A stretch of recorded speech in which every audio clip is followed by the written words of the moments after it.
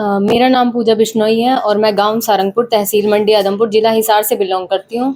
और मैं चंदड़ से बैठती हूँ, बट्टू से जो हिसार बस आती है उसमें, और हिसार तक आती हूँ, मतलब चंदड़ से। और मतलब काफ़ी दिन हो गए, शायद महीने के करीब हो गए। मतलब ये बोल रहे थे कि आपका पास नहीं चलेगा, मतलब तो ये फिर तो मतलब ये बोले कि आपका पास नहीं चलेगा।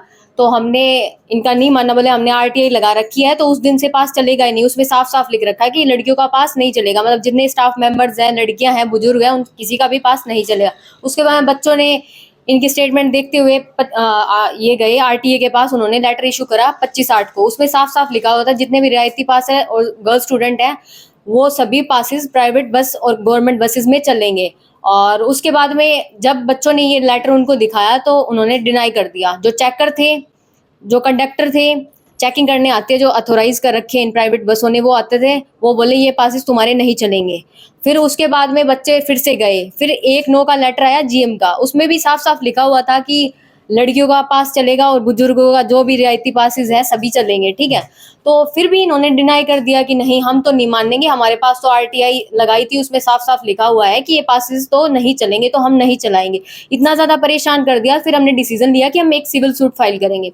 फिर हमने 5/9 को सूट फाइल करा, जिसमें हमने पार्टी बनाई 3 बसेस को, रविंद्रा, बालाजी और नागपाल बस सर्विस, और एक state of Haryana transport commissioner और जीएम और आरटीए, इन सबको पार्टी बनाया। और फिर 18/9 को ये डेट लगी नोटिस पे, सब आए, जीएम ने एग्री भी करा कि हम स्टूडेंट्स के साथ हैं। और उसके बाद में हमने अपनी, मतलब जो कौशिक सर हैं हमारे एडवोकेट, इन्होंने अपने आर्ग्यूमेंट करी, जिसमें मैडम ने शाम को ऑर्डर अपलोड करा। उसमें साफ साफ लिखा हुआ है कि जो ये प्राइवेट बस वाले हैं, इन्होंने एक हाईकोर्ट में रिट भी लगाई थी अभी, तो उसमें भी हाईकोर्ट ने इन्हें स्टे नहीं दिया।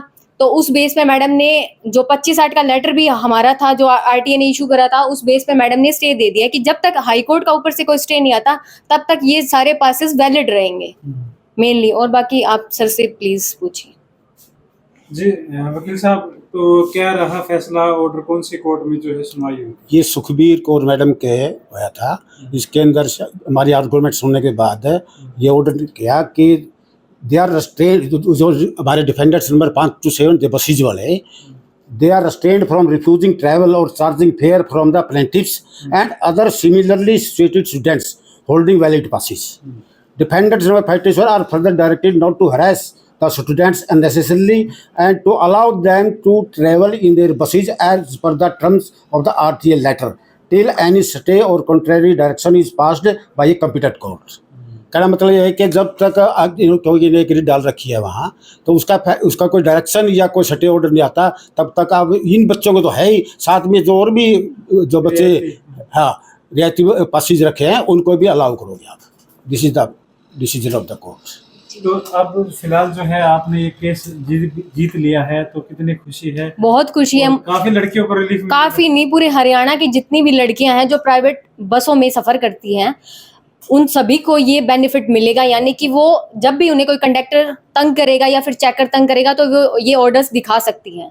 बस कंडक्टर और ड्राइवर का किस तरह का व्यवहार है? बहुत गंदा, बहुत ज्यादा, इतना ज्यादा गंदा कि दोनों खिड़कियां ये बंद कर लेते थे और लड़कियों को बैठने नहीं देते थे। और कल की बात तो मैं बताऊं, 18 तारीख की, 18/9 की, कि इतनी मतलब इन्होंने, लड़कियों ने पुलिस बुला ली थी, फिर भी इनके कोई असर नहीं हुआ। बोले ऑनर से बात करो, मतलब इतना ज्यादा गंदा व्यवहार कि लड़कियां भी बेचारी परेशान, क्योंकि घर वाले आपको पता है कि सपोर्ट नहीं करते इन चीजों में, कि थाना तहसील नहीं होनी चाहिए, तो वो भी मजबूर है। एक्शन तो वो ले लेती है, लेकिन घर वालों का सपोर्ट भी चाहिए। तो इसलिए मेरे को आगे आना पड़ा, क्योंकि मेरे घर वाले बिल्कुल सपोर्टिव है। My father is also an advocate, तो मेरे को तो इस चीज से कोई दिक्कत नहीं है। तो मैंने ये एक्शन उठाया, जिससे सभी को रिलीफ मिला। मैं बहुत खुश हूँ कि सभी लड़कियों को इससे रिलीफ मिला है। चलो, जितने टाइम तक ये स्टे हुआ है, कम से कम कुछ दिन तो लड़कियां सफर गई, आगे का तो वो तो हाई कोर्ट पे डिपेंड है, क्योंकि जब तक वो डेट ना आती है, जब तक हाई कोर्ट स्टे नहीं करता है, उतने तक सभी लड़कियों को रिलीफ मिल गया। यानी कि परमानेंट तो नहीं है, बट स्टे दे दिया गया है, तो कुछ टाइम के लिए लड़कियां आराम से सफर कर सकेंगी। इसलिए मैं बहुत खुश हूँ कि पूरे हरियाणा की लड़कियों को इतना, मतलब ये बेनिफिट मिला है। ये मेरे को नहीं, मतलब मेरी सारी बहनों को मिला है, तो मैं बहुत खुश हूँ।